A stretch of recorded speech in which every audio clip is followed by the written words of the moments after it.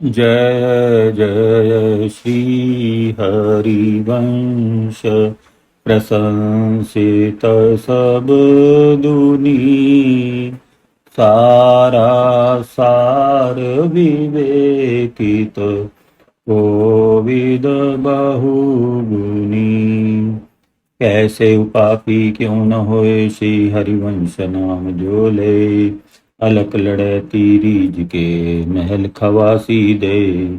महिमा तेरी कहा कहूँ श्री हरिवंश दयाल। तेरे द्वारे बटत हैं सहज लाडली लाल। करुणा निधि और कृपा निधि श्री हरिवंश उदार। वृंदावन रस कहन को प्रगट धरो अवतार। जिस दिन से श्री नरवाहन जी गोस्वामी श्री हित हरिवंश चंद्र महाप्रभु के चरणाश्रित हुए थे, उसी दिन से उनकी दिनचर्या में आमूल चूल परिवर्तन आ गया था। बहिरंग ज्ञान, राजनीतिक उथल पुथल तथा समयानुसार योजनाएं बनाने के स्थान पर वह अंतर्मुख हो अहर्निश श्री राधा वल्लभ श्री हरिवंश नाम जप करते रहते। ब्रह्म वेला में ही श्री गुरुदेव प्रदत्त मंत्र का जप करने बैठ जाते। तदंतर कुछ समय सभा में पधारते, राज कार्य का निरीक्षण करते तथा आवश्यक आदेश निर्देश देने के पश्चात श्री राधा वल्लभ लाल एवं श्री गुरुदेव के दर्शनों को एकाकी चल पड़ते। पूर्व स्थिति में जिस प्रकार राजकीय भव्यता तथा शत्रु से सावधान रहने की भावना से कहीं आते जाते थे, आज निर्भय निशस्त्र पुष्प पाणी दर्शनों हेतु पहुंचते। श्री गुरु पादार बिंदों में पुष्प अर्पित कर मानो अपनी श्रद्धा समर्पित करते। सत्संग संकीर्तन तथा पद गान का आत्म सुख प्राप्त करते हुए राजभोग के पश्चात समस्त रसिक मंडली के मध्य ही ब्रज रज में बैठकर श्री गुरुदेव प्रदत्त प्रसाद ग्रहण कर कभी कभी मध्यान्होत्तर काल में श्री गुरुदेव के अनुगामी बन सेवा कुंज की शोभा निहारने चले जाते। गुरुदेव कुंज में अपनी साधना करते, ये भी कुंज के समीप ही मंत्र जप करते रहते। संपूर्ण शासकीय कार्य पर मंत्री की योग्यता पर ही चल रहा था। हिंसा के विरुद्ध कठोर राजाज्ञा थी। अब प्राण घातक अथवा राज्य घाती परिस्थिति न होने तक किसी भी व्यक्ति की हिंसा न की जाए, परंतु सैन्य शस्त्र अभ्यास नियमित होता था। शत्रु से असावधान होने पर वह प्रोत्साहित हो सकता था। प्रजा में सुख शांति का साम्राज्य हो गया था।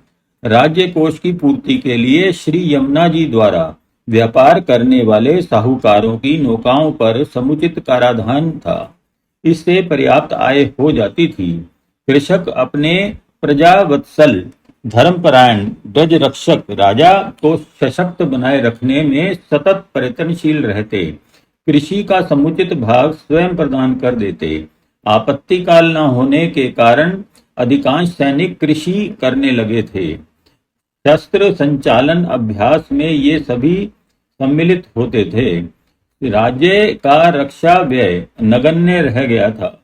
सेनापति यदा कदा सैनिक शिविर आयोजित करके सैनिकों के मनोबल की तथा चुस्ती फूर्ति की परीक्षा लेते, वे शस्त्रों की धार बढ़ाते रहते थे।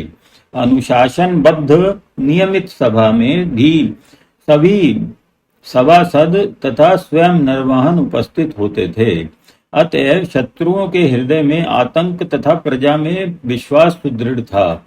गुप्तचर विभाग भी पूर्णतः सक्रिय था। वह भी अपनी प्रतिदिन की गतिविधियों का इसी समय निवेदन करता। आज के दरबार में सभी का चित्त चंचल हो रहा था। सेनापति को बहुत दिनों पश्चात रक्तपात करना पड़ा था, इसी कारण वे असहज से थे। आज महाराज नरवाहन जी के पधारते ही नियमानुसार जय घोष हुआ। प्रतिदिन के प्रतिकूल प्रफुल्लता के स्थान पर गांभीर्य तथा सभा में सैनिकों की अति उपस्थिति से सशंकित महाराज ने मंत्री जी से प्रश्न किया, मंत्री जी, क्या आज कोई विशेष बात है? मंत्री के संकेत पर अनुशासनबद्ध सैनिकों ने ब्रजपति का जय जयकार करते हुए बंदी को प्रस्तुत किया। किसी शत्रु गतिविधि का पुनः श्री गणेश समझकर राजा नरवाहन असहज हो गए। बंदी को देखते ही ओजस्वी वाणी में पूछा, कौन है ये? क्या यवन शासकों ने संधि भंग करके अपनी मलेच्छता का परिचय दिया है? नहीं अन्नदाता, यह गुप्तचर नहीं है, यह तो एक व्यापारी है। कल शाम को इसकी 15 विशाल नौकाएं, जिनमें माल के अतिरिक्त 700 सशस्त्र सैनिक भी थे, यहाँ से जा रही थी। व्यापारिक नौकाओं पर कर व्यवस्था के नियमांतर्गत जब इनसे नाव रोककर कर मांगा गया, तब इन्होंने अपने सैनिकों को अचानक आक्रमण करने का आदेश दे दिया। कराधिकारी ने तुरंत एक घुड़सवार द्वारा सेनापति जी को सूचना भेजी। वह उपलब्ध सैन्य तथा शस्त्र बल के द्वारा इनको रोके रखा। अंततः सभी इस असंभावित आक्रमण की बलि चढ़ गए। यह आगे बढ़ना ही चाहता था, तब तक सैन्य नौकाओं तथा थल सेना द्वारा ये घेर लिए गए। इनके कुछ सैनिक हताहत हुए हैं, शेष सभी बंदी गृह की शोभा बढ़ा रहे हैं। नाव भी सभी सेनापति जी के अधिकार में है।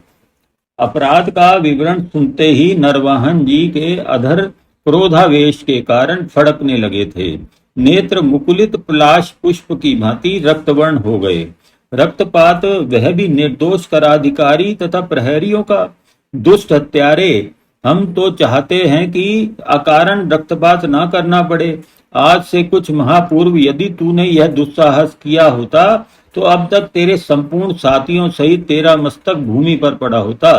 निरपराधों का प्रतिशोध लेकर तुझ जैसे उद्यत मदांध व्यापारियों को चेतावनी देता तेरा मस्तक लटकाकर व तेरी मृत्यु का विलेख उसके नीचे लिखकर। किंतु अब बस यही दंड देता हूं तुझे, जिन निरपराधियों का तूने वध किया है उनके परिवार को क्षति पूर्वक राशि प्रदान करने हेतु 3 लाख मुद्रा मंगा ले, अन्यथा 3 माह तक प्रतीक्षा करने के पश्चात आज्ञा उल्लंघन के स्वरूप तुझे मृत्युदंड सुनिश्चित है। निर्णय में इतनी शीघ्रता देखकर बंदी बौखला गया, किंग कर्तव्य मूढ़ हो गया। मृत्युदंड सुनकर सुदूर प्रांत में प्रतीक्षारत परिवार उसके नेत्रों के सम्मुख प्रत्यक्षवत हो गया। बिलक उठा, वह धर्मावतार, क्षमा है, मुझे क्षमा प्रदान की जाए। मैं तो अहिंसावादी जैनी व्यापारी हूँ, सौराष्ट्र का रहने वाला हूँ। मार्ग में अनेक बार लुटेरे तथा आतताई मिल जाते हैं, उनसे सुरक्षा के लिए कुछ प्रहरी सैनिक तथा साथ रखने पड़ते हैं। शाम को धुंधुल के शासन की ओर से नियुक्त सैनिकों तथा अधिकारियों को मैं दस्यु दल ही समझ बैठा था। इसीलिए मैंने भयवश अपने सैनिकों को आत्मरक्षार्थ आक्रमण का आदेश दे दिया था। मुझसे यह अपराध अज्ञान में ही हो गया है। धर्ममूर्ति, मैं तो अपनी संपूर्ण पूंजी लगाकर व्यापार हेतु निकला हूँ, मैं धन कहाँ से मंगवाऊं? प्रतीक्षारत परिवार, युवा पत्नी तथा अविकसित पुष्प से नन्हे नन्हे बालक मेरे न रहने से वे सब भी क्षुधा पीड़ित हो तड़प तड़प कर कल विकलित हो जाएंगे। नरेंद्र, मैं क्षमा चाहता हूँ। नरवाहन गरज उठे, तेरे मरने से तो तेरे बाल बच्चे मर जाएंगे, किंतु क्या उन ब्रजवासी सैनिकों के बालक जिनका तैने निरपराध ही वध किया है भूखे नहीं मर जाएंगे? उनके पोषण का भार तो तुझे उठाना ही होगा। श्री कृष्ण कांता यमुना जी के निर्मल जल को रक्त रंजित करने वाले पापिष्ट, मेरा यह अंतिम निर्णय है। इसने अपने धर्म का भी तिरस्कार किया है, अतः 3 माह तक बंदी गृह में एकाकी मृत्युदंड प्राप्त बंदियों के विशेष कक्ष में इसको बंद कर दिया जाए तथा मंत्री जी, इसकी नौकाओं का संपूर्ण धन माल भी जब्त कर सरकारी खजाने व तोषक खाने में जमा करवा दो। व्यापारी करुण क्रंदन करता रहा। बंदी गृह अधिकारी उसे खींचकर बंदी गृह की ओर ले चले। सायकाल का सुहावना समय था। मदन टेकरी पर भक्त बिंदों के मध्य श्री हित हरिवंश महाप्रभु ऐसे ही सुशोभित हो रहे थे जैसे मृगों के मध्य मृगराज अथवा तारामंडल के मध्य चंद्र सुशोभित होते हैं। तभी श्री नरवाहन जी भी आ गए। आते ही श्री गुरुदेव के चरण पकड़कर विनम्र प्रार्थना करने लगे। गुरुदेव, आपकी कृपा से मेरे हृदय आकाश में व्याप्त अज्ञानांधकार नष्ट हो गया एवं श्री राधा मंत्र रूपी तमारी का प्रकाश प्रस्फुटित हो गया है। किंतु मुझे अभी तक श्री स्वामिनी जी की ज्योति तो क्या प्रभा प्रकाश के भी दर्शन नहीं हुए। काका छबील दास जी, बैरागी जी जैसे आपके परम कृपा पात्र राजा परमानंद जी, बहन गंगा यमुना आदि रसिकों को श्री जी की ज्योति के दर्शन हुए हैं। इसमें मुझे कोई विस्मय नहीं हुआ। विस्मय तो मुझे उस वृद्धा माँ का है जो ना तो आपकी कृपा कादम्बिनी से अभिषिक्त ही है तथा ना ही भक्ति भाव भावित हृदय की स्वामिनी ही है, ना ही वह सत्संग सुधा सागर की मीन ही है। तब से प्रभु मुझे अपने दुष्कर्मों में लिप्त अपने जीवन के प्रति इतनी वितृष्णा हो गई है कि जीवन रखना दुष्कर प्रतीत होने लगा है। मैं क्रूर राज वैभव से मदांध माया की मृग मृचिका में भटक गया हूँ। नाथ, आपका पद्म पराग तो वह अंजन है जो सूर्य को चक्षु तथा दृष्टिवान को दिव्य दृष्टि प्रदान कर देता है, तथा श्री स्वामिनी जी का नाम ही कोटि कोटि कल्मशों को भस्मीभूत करने में जब सक्षम है, तब उनके द्वारा प्रदत्त मंत्र तो भस्मीभूत कल्मशों की भस्म को उड़ाकर उस रिक्त हृदय भूमि पर स्वयं युगल वर को विराजमान करने में सहज सक्षम है। मैं आपका अबोध शिशु हूँ, आपकी शरण में हूँ। मुझे अपनी अधमता का, अपात्रता का पूर्ण ज्ञान हो चुका है। अनेक जन्म तक भजन करने पर भी मन पर चढ़ी पाप पंख स्वच्छ होना असंभव है। एकमात्र आपकी कृपा का ही संबल है। अशरण शरण, मुझे भी आप कृपा करके ऐसा सुगम मार्ग दिखा दें दीन बंधु, जिसमें मैं एक बार, बस एक बार श्री युगलवर की छवि निहार कर उस रूप सुधा का पान करा के अपने इन चर्म चक्षुओं को आप्यायित कर सकूं। नरवाहन की तीव्र उत्कंठा पर श्री हित महाप्रभु मुस्कुरा पड़े। उनका हृदय इस नरसिंह को शिशु के समान अन्य शिशु के कर में खिलौना देखकर उसे पाने की लालसा जागृत होने पर मचलते देखकर वात्सल्य से अब आपूरित हो गया, तथा उसके निश्चल सरल हो गए मन की चाहत पर उनके मन में करुणा उमड़ आई। ऐसे भावुक भक्त शिष्य को पाकर बलिहार हो गए। श्री गुरुदेव प्यार से नरवाहन के मस्तक पर कर कमल फिराते हुए उन्होंने उसे सांत्वना प्रदान करते हुए कहा, वत्स, अधीर होने जैसी क्या बात है। सभी कार्य समयानुसार होते ही हैं।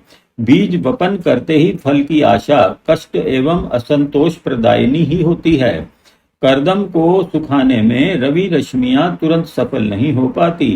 अनेक वर्षों से बंद कक्ष का शुष्क मैल एक बार में स्वच्छ नहीं हो पाता, तो तुम ही बताओ वत्स, जन्म जन्मांतरों का परत दर परत काम क्रोध लोभ आदि मलों की जमी हुई परतों को उखाड़ फेंकने तथा फिर जल से धोकर स्वच्छ करने में समय तो लगता ही है।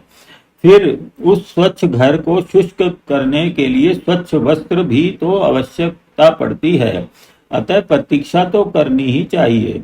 श्री किशोरी जी की तो तुम पर पूर्ण कृपा है, तभी तो बिना परिश्रम के अनायास तुम्हें उनका नाम रूपी ऐसा कुदाल प्राप्त हो गया, जिसने तुम्हारे संपूर्ण मलों को खोद तथा कुरेद कर फेंक दिया है। सत्संग रूपी यमुना जल मिल गया, जिससे हृदय कक्ष धुलकर स्वच्छ हो गया, तथा मंत्र रूपी वह अमल धवल वस्त्र भी प्राप्त हो गया, जो तुम्हारी ललक तड़पन चाहत के कारण प्रवाहित प्रेमाश्रुओं से उसको पहुंचकर प्रभु के आसनासीन होने योग्य बना रहा है। ईर्ष्या अवगुण है, परंतु ईर्ष्या द्वारा श्री जी के चरणारविंद उनके दर्शन पाने की ललक गुण बन जाती है, श्लाघनीय है। तुम उन पूर्णानुराग रस धन की अमृत वर्षिणी कृपा दृष्टि का अनुभव कर सको तो तुम ही बताओ मैं क्या करूं। देखो, प्रेमाश्रुओं के शीतल जल बिंदु अत्यंत आवश्यक होते हैं दृष्टि परिवर्तन करने के लिए, तथा इसी कार्य के लिए एक सुगम मार्ग बताया था मैंने तुम्हें। श्री राधा सुधानिधि जी का पाठ। पाठ तो आपकी आज्ञा अनुसार मैंने कंठस्थ कर लिया है दीन बंधु, परंतु उसका पूर्ण रस ग्रहण नहीं कर पाता, क्योंकि वह तो देववाणी में है। उसका भाव समझने में मैं इसीलिए अपने को सर्वथा असमर्थता का अनुभव करता हूँ। नरवाहन जी ने बड़े विनीत भाव से अपनी समस्या प्रस्तुत की। ठीक है, नरवाहन का त्रिशाकूल देखकर उसकी दृढ़ भजन निष्ठा का सहज अनुमान हो रहा था। निराकरण प्रस्तुत किया श्री आचार्य चरण ने। आज मैं तुम सभी को शब्दार्थ, भावार्थ एवं गुणार्थ बताने के साथ साथ इसके पाठ से होने वाली उपलब्धि का भी रहस्योद्घाटन करता हूँ। ध्यान पूर्वक श्रवण करो। तुम सभी ने अब तक इसके पाठ का फल ठीक इसी प्रकार पाया है जैसे किसी उद्यान में टहलने पर सुवास अनजाने अनचाहे ही प्राप्त हो जाती है।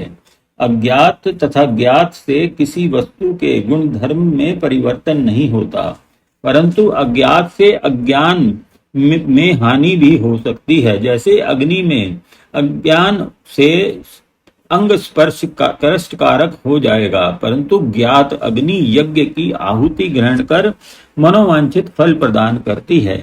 इस वाणी में मुख्यतः श्री स्वामिनी जी के स्वरूप की अपरिमितता तथा उसके प्रभाव से लाल जी के वशीभूत होने का वर्णन है। उनके दर्शनों की तथा उनकी महल मार्जनी से लेकर वेणी ग्रंथन तक करने की सेवा करने की अभिलाषा व्यक्त की गई है। श्री वृंदावन के स्वरूप तथा प्रभाव का वर्णन है तथा यह भी कि इसकी कृपा बिना श्री जी की कृपा प्राप्त होना असंभव है। इसके अतिरिक्त इन युगलवर की कुछ रहस्यमयी लीलाओं का तथा हास परिहास का भी वर्णन है। विस्तार पूर्वक भावार्थ तथा गूढ़ार्थ समझा रहे थे महाप्रभु। सभी रसिक वृंद नरवाहन जी सहित प्रति रोम कर्ण बने दत्त चित्त श्री राधा रसासव का पान करने लगे। इस अमृत वर्षण में विघ्न बनी एक प्रौढ़ावस्था प्राप्त महिला, इसके अंग प्रत्यंग गलित कुष्ठ पीड़ित प्रतीत हो रहे थे, पुकारती हुई प्रविष्ट हो गई वह इस सत्संग में। अरे कृपा करके कोई महानुभाव मुझे उन श्री हरिवंश महाप्रभु के श्री चरणों तक पहुंचा दो, जहां संपूर्ण भौतिक ताप भी मलयजवत शीतल हो जाते हैं। सत्संग में विघ्न पड़ने से सभी रसिकों को कष्ट हुआ था, किंतु वृद्धा की दयनीय दशा एवं शरणापन्न भाव भूषित आर्तवाणी कोई कुछ न कह सका। गंगू महाप्रभु का बाल सखा वृद्धा के प्रज्ञान चक्षुवत व्यवहार से विस्मित हो उठकर उसके समीप जा पहुंचा। मैया तू मदन टेकरी पर ही है, श्री हित महाप्रभु के सम्मुख आकर भी नेत्रहीन जैसा आचरण क्यों कर रही है, जबकि तेरे दोनों नेत्र पूर्ण रूप से ज्योतिपूर्ण प्रतीत हो रहे हैं। आगता ने दीर्घ निश्वास छोड़ा, हताशवाणी में सत्य प्रकाशित करने लगी। भैया, मेरी जो भी दशा दृष्टिगोचर हो रही है, इसका मूलभूत कारण दो लड़कियां हैं, अन्यथा मैं तो पूर्ण रूपेण स्वस्थ थी। उनकी दृष्टि जैसे स्वयं शनिदेव ही विराजमान थे। उनके नेत्र गोलकों में जब से मुझ पर वक्र होकर पड़ी हैं, जीवन के क्षण वर्षों के समकक्ष प्रतीत होने लगे हैं। मेरी कंचन जैसी काया अपंग कुबड़ी कुष्टी कंकाल अंधी वृद्धा जैसी हो गई है। सभी कुछ तो उनकी आह तथा दृष्टि निक्षेप मात्र से अनायास अचानक हो गया मुझे। बस अब तो मात्र इतनी ही अभिलाषा लेकर यहाँ आई हूँ कि एक बार श्री गुरुदेव के चरण रज से अपनी अपावन देह को अनुलेपित कर इसे कलिंद नंदिनी की क्रोड़ में समर्पित कर दूं। उसकी करुण वाणी एवं मृत्यु कामना सुनकर सभी स्तब्ध रह गए। श्री गुरुदेव का संकेत समझकर श्री नरवाहन जी ने वृद्धा को धैर्य प्रदान करते हुए कहा, अपराध का निर्णय एवं दंड विधान सर्वशक्तिमान प्रभु के ने परलोक में धर्मराज एवं इहलोक में नृपति के अधिकार में दिया है। मैया, तैने अपने आप ही अपना अपराध एवं दंड कैसे निर्णय कर लिया है। श्री गुरुदेव यहाँ विराजमान है, तू अपनी मनोव्यथा निसंकोच कह। वृद्धा को समुचित स्थान पर बैठने की में सहायता दी गंगू ने। बैठने के पश्चात वृद्धा ने अपनी कथा इस प्रकार प्रारंभ की। मैं मथुरा के सूबेदार की कुटनी हूँ। उनके ऐश के लिए नित्य नवीन युवतियों की व्यवस्था करना ही मेरा कार्य था। एक दिन जब मैं इसी कार्य के लिए वृंदावन में के समीपवर्ती स्थानों पर आई थी, तब यहाँ मदन टेकरी पर दो कन्याओं के बारे में सुनकर चली आई। यहाँ उस समय इनकी स्वर लहरी गूंज रही थी। रूप तथा संगीत जैसे स्वर्ण तथा सुगंध, नव प्रस्फुटित कमल कलिका जैसी सौंदर्य राशि, सुधा सिंचित स्वर। मैं सोचने लगी, यदि इन्हें किसी भांति सूबेदार के समीप पहुंचाया जा सके तो पारखी पारधी से अपरिमित पुरस्कार प्राप्त हो सकता है। मैंने प्रयत्न किया इनसे मिलकर वार्तालाप करने का, किंतु श्री गुरुदेव का कुछ ऐसा अद्भुत प्रभाव था कि मैं जब भी आगे बढ़ने की चेष्टा करती, मेरे हृदय में भय तथा आतंक सा छा जाता। ऐसे सुमधुर संगीतमय वातावरण में भी मेरे पैर कांपने लगते, कंठ शुष्क हो जाता तथा मैं घबराकर भाग लेती। मैं टोह लेती रही, किंतु आश्रम से बाहर ये लड़कियां कहीं जाती ही नहीं थी और आश्रम में मेरी शक्ति क्षीण हो जाती। अंततः किसी प्रकार भी अपनी दाल न गलती देखकर मैं मथुरा लौट गई, परंतु ये चित्त में चढ़ी रही। सूबेदार जी के लिए अब मुझे कोई जचती ही नहीं थी। उनके पूछने पर मैंने इनका नक्शिक वर्णन करके कहा, मैं आपके लिए उन्हीं को लाने का प्रयास कर रही हूँ। जिस दिन भी सफल हो जाऊंगी भरपूर पुरस्कार लूंगी। अभी कुछ दिन पूर्व ही ये वे लड़कियां मुझे मथुरा में पीपल पर जल चढ़ाती हुई दिखलाई पड़ी। मेरी बाँछें खिल गईं। आज आश्रम से दूर इन कलियों को देखकर मेरा शैतानी कारखाना जाल बुनने लगा। मैं चुपके से इनके समीप पहुंचकर उनकी गतिविधि तथा वार्तालाप पर ध्यान देने लगी।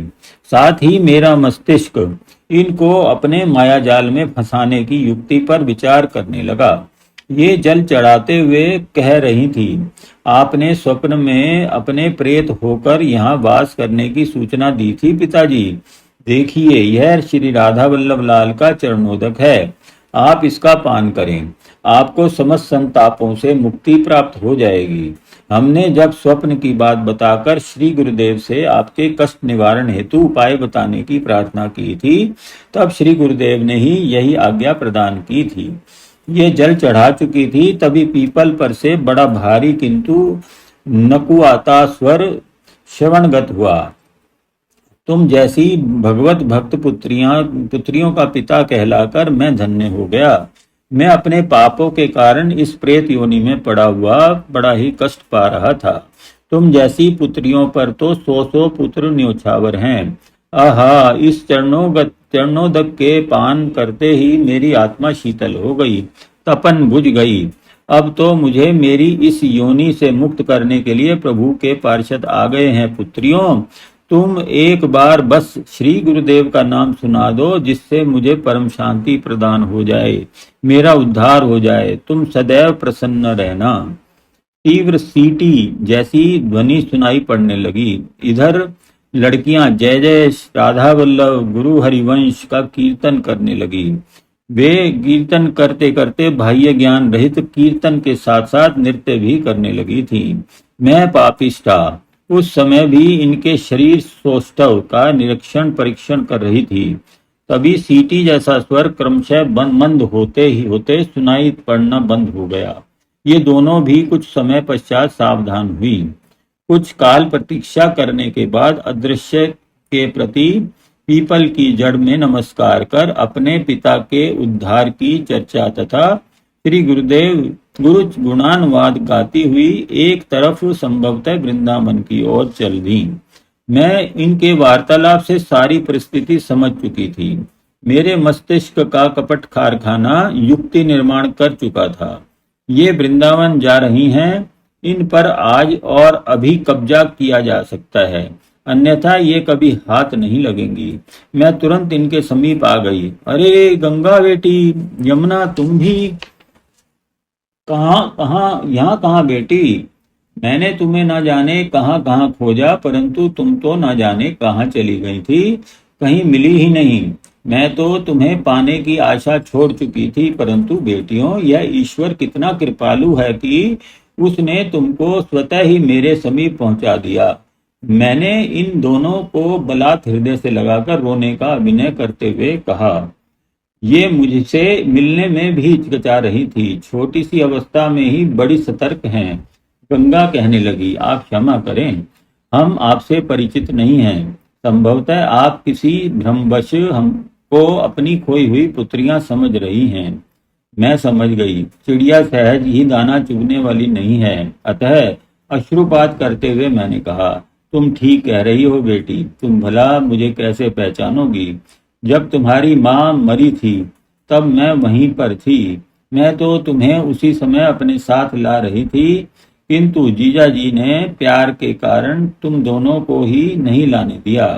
कहा, तेरी जीजी की निशानी है, इनको मैं अपने समीप ही रखूंगा। मैंने भी उस समय यही कि विचार कर कि इस समय इनका मन इन बच्चियों के कारण जीजी की स्मृति को भुलाने में समर्थ हो सकेगा। कुछ समय पश्चात पुनः आकर मैं तुम्हें ले जाऊंगी, यह सोचकर छोड़ आई थी, परंतु मुझे फिर जाने का अवसर ही नहीं मिला बेटी। मैं तो तुम्हारी मौसी हूँ, मौसी। यमुना जो कुछ शीघ्रता में थी बोल पड़ी। बड़ी प्रसन्नता की बात है मौसी, जो श्री जी की कृपा से आज आपके दर्शन का सौभाग्य प्राप्त हो गया, किंतु इस असार संसार का कटु अनुभव अपने अल्प जीवन में करने के पश्चात अब हमारी जीवन नौका को श्री गुरु चरणारविंदों का आश्रय मिल गया है। अतः आप भी अब हम लोगों की ओर से निश्चिंत होकर प्रभु स्मरण करें। आज तो हम अपने पिताजी का तर्पण करने आई थी, अब बहुत विलंब हो चुका है, आज्ञा दीजिए। मैं बहुत हताश हो गई इनकी चतुरतापूर्ण बातों से।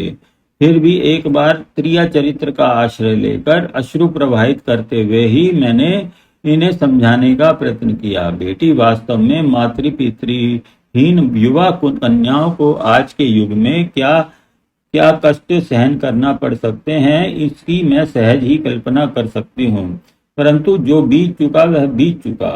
अब उन दुख की घड़ियों को विस्मृत करना ही श्रेयस्कर है। मैं स्वयं चलकर श्री गुरुदेव को संपूर्ण परिस्थितियों से अवगत करा दूंगी तथा शीघ्र ही कोई श्रेष्ठ घर वर देखकर कन्यादान का पुण्य लाभ करूंगी। मेरा अश्रुपात ताशस्त्र इन सरल हृदया बालिकाओं के मर्म को व्यथित कर गया। ये कठोर न रह सकी मेरे यह कहने पर कि यदि तुमको इतनी ही त्वरा है तो कोई बात नहीं, किंतु एक बार अपनी मौसी की झोपड़ी तो देखती जाओ। गंगा यमुना वृंदावन जाने की शीघ्रता की बात पुनः न कह सकी।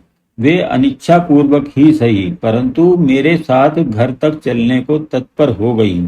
मेरी मनोकामना पूर्ण होने का अवसर समीप आ रहा था। मैं प्रसन्नता पूर्वक मार्गदर्शन करा रही थी।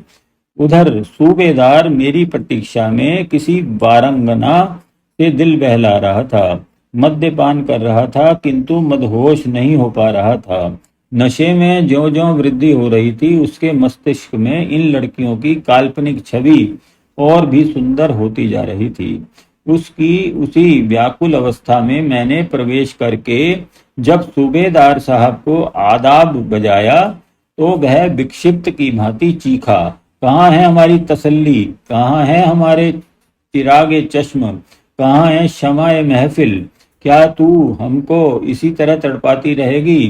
तेरा आखिर इरादा क्या है? मैं सूबेदार की बेकरारी पर मन ही मन मुस्कुराई। सलाम व आदाब बजाते हुए मैंने कहा, आप भी कैसी बातें कर रहे हैं हुजूर आला? मैं तो दिलो जान से आपके सुकून को खोजने में ही मशरूफ रहती हूँ। वैसे आपकी तसल्ली के लिए क्या इतना कहना काफी ना होगा कि वन की बुलबुलें अब मेरे पिंजड़े में कैद हैं? सूबेदार गद्दी से उछल पड़ा। सच सच कह रही है ना? वे ही है ना जिनको तू इतनी किसी दरवेश के नजदीक देख आई थी? चल मुझे उनके नजदीक ले चल, वरना उनको यहीं ले आऊंगी, हुजूर आला ले आऊंगी, बल्कि यूं समझिए कि ले ही आई, लेकिन मेरा इनाम बख्शीश। मौके का फायदा उठाते हुए मैंने कहा, ओफ, हमारा दिल है कि उछला पड़ रहा है, मेंढक के मानिंद उछल कर बाहर आ जाना चाहता है, और तुमको इनाम की सूझ रही है। बंदा परवर बांदी का काम क्या काबिले तारीफ है, वह इनाम नहीं है। बेशक है, ले अपना इनाम ले, जल्द बतला कहाँ हैं वे कमसिन नाजनीन। नशे की झोंक में तथा उतावलेपन में सूबेदार साहब ने अपने गले में से बेशकीमती मणिमाला ही उतारकर मेरी तरफ उछाल दी।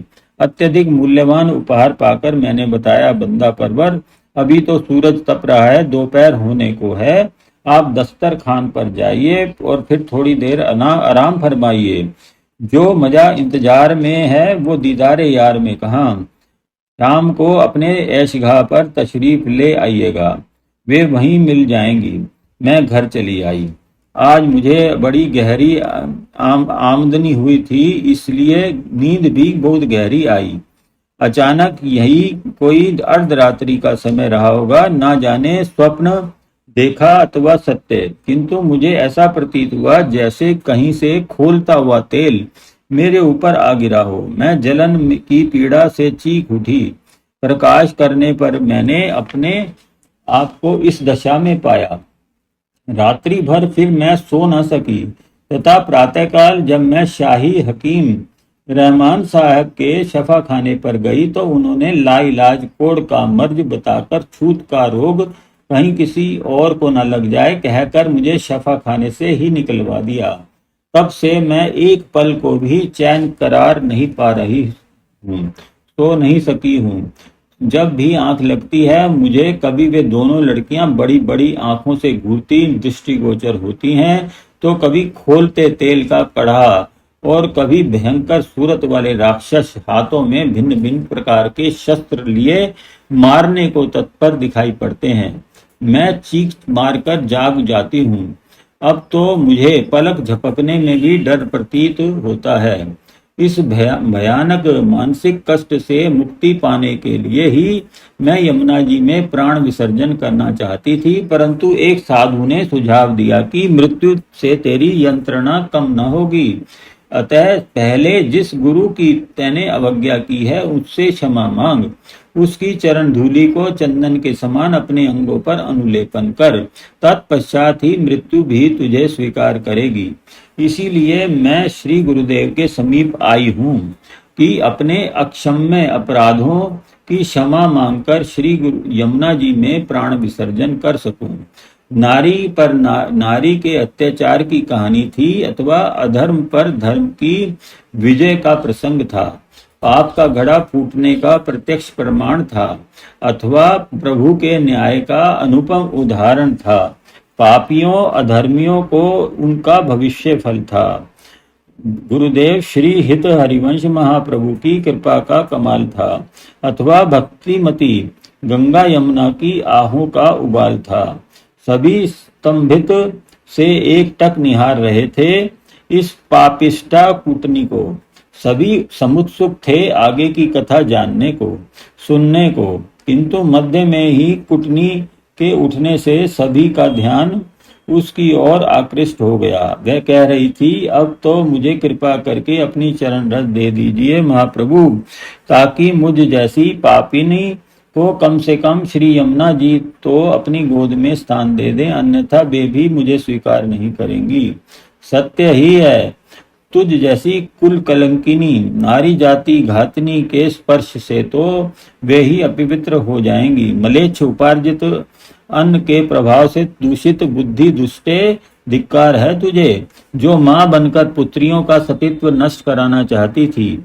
तुझे तो तेरे कर्म के अनुरूप ही प्रभु से पुरस्कार प्राप्त हुआ है। नरवाहन जी की कठोर वाणी गुंजरित होने के साथ ही समस्त रसिक मंडली धिक्कार है कहकर अपना आक्रोश प्रकट कर रही थी। गंगा यमुना जो सभी रसिकों की लाडली बहन थी, पर हुए इस अत्याचार की करुण कहानी सुनकर सभी रोमांचित हो गए थे। श्री हित हरिवंश महाप्रभु ने अपनी उसी सौम्य प्रभा युक्त मुस्कुराहट के साथ सभी को शांत करते हुए समझाया, आपका क्रोधावेश समुचित है, स्वाभाविक है, किंतु पाप का प्रतिकार दंड नहीं प्रायश्चित है। दंड का उद्देश्य भी अपराधी के हृदय में प्रायश्चित की भावना जागृत करना तथा वह अपने कर्म का विश्लेषण कर सके ऐसी मनोभूमि निर्माण करने का अवसर प्रदान करना ही है। श्री जी के ने इसके कर्मों का इसे कठोर दंड दिया है, यह तो आप सब देख सुन चुके हो।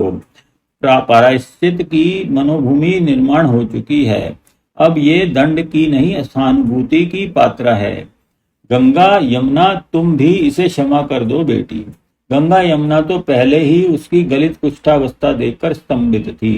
श्री गुरुदेव ने यथेष्ट दंड दिया था पापिष्ठा को, अब वे ही क्षमा करने को कह रहे हैं। उनसे जो सर्वथा अशक्त है, धन्य है गुरुदेव, जो अपना प्रभुत्व ऐश्वर्य कहीं भी प्रकट ही नहीं करना चाहते, अपितु अनुगतों का मान बढ़ाकर प्रसन्न होते हैं। यही सब सोचती दोनों बहनें श्री गुरुदेव के पुनः क्षमादान की कहने पर उनके उन पावन पाद पद्मों में प्रणत हो गई, जो सहज ही त्रितापों के निवारक हैं, शांति तथा शीतलता प्रदायक हैं। श्री हित महाप्रभु ने उनके मौन प्रणत भाव को समझकर कुटनी को कठोर आदेश दिया, आज तक तैने जो कुछ किया उसका फल तेरे सम्मुख प्रत्यक्ष है, किंतु यदि तेरा प्रायश्चित सत्य है तो जा श्री सेवा कुंज की रज का अपने अंगों पर लेपन कर। कल प्रातः काल श्री यमुना जी में श्री जी से प्रार्थना करके स्नान करना, तेरा कष्ट दूर हो जाएगा, काया निर्मल हो जाएगी। परंतु ध्यान रखना, श्री जी के यहाँ कपट का लेश मात्र भी होने पर फिर क्षमा नहीं है। उस स्थिति में तेरे गलित अंग पतित हो जाएंगे तथा तुझे जो भी कष्ट भोगना पड़े वह लीला तो श्री जी की होगी, वे ही जाने। करुणा वर्णालय श्री गुरुदेव की दयालुता का अनुपम रूप देखकर सभी गदगद हो गए एवं एक स्वर में श्री हित हरिवंश महाप्रभु की जय, श्री राधा वल्लभ लाल की जय, श्री गुरुदेव दयाल की जय का बार बार उद्घोष करने लगे। कुटनी न जाने कब वहां से उठकर चली गई, यह तो किसी ने देखा ही नहीं। जय जय श्री हरिवंश।